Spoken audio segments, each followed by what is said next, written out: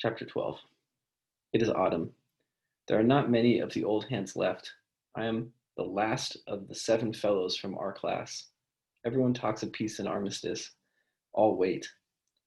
If it again proves an illusion, then they will break up. Hope is high. It cannot be taken away again without an upheaval. If there is not peace, then there will be revolution. I have 14 days rest because I have swallowed a bit of gas, and in the little garden I sit the whole day long in the sun. The armistice is coming soon. I believe it now too.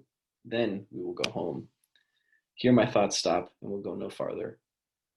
All that meets me, all that floods over me, are but feelings: greed of life, love of home, yearnings for the blood, intoxication of deliverance, but no aims. Had we returned home in 1916 out of the suffering and the strength of our experience, might have unleashed a storm. We might have unleashed a storm. But now if we go back, we will be weary, broken, burnt out, rootless, and without hope. We will not be able to find our way anymore. And men will not understand us. For the generation that grew up before us, though it has passed these years with us already, had a home and a calling. Now it will return to its old occupations, and the war will be forgotten.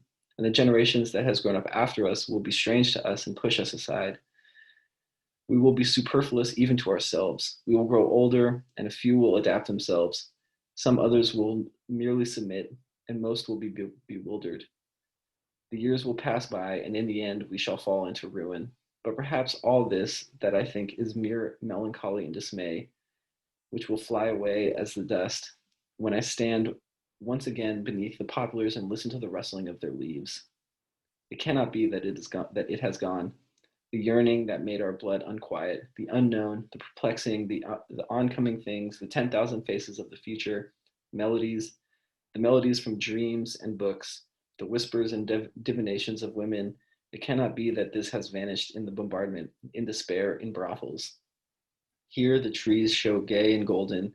The berries of the rowan stand red among the leaves. Country roads run white out to the skyline, and the canteens hum like beehives with rumors of peace. I stand up. I'm very quiet. Let the months and years come. They can take nothing from me. They can take nothing more. I'm so alone and so without hope that I can confront them without fear.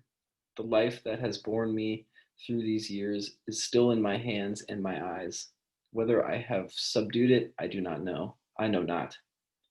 But so long as it is there, it will seek its own way out, heedless of the will that is within me. He fell in October 1918, on a day that was so quiet and still on the whole front that the army report confined itself to a single sentence: all quiet on the Western Front. He had fallen forward and lay on the earth as though sleeping. Turning him over, one saw that he could not have suffered long. His face had an expression of calm, as though almost glad the end had come. This book is to be neither an accusation nor a confession, and least of all an adventure, for death is not an adventure to those who stand face to face with it. It will try simply to tell of a generation of men who, even though they may have escaped shells, were destroyed by the war.